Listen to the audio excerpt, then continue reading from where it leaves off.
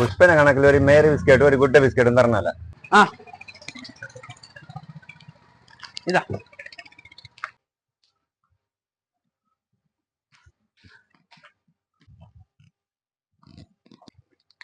പുഷ്പ,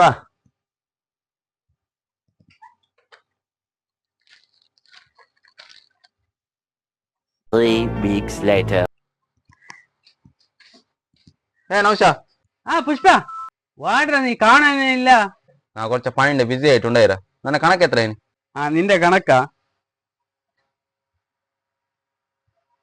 നിന്റെ 2850 അതെങ്ങനെ അത്രേ?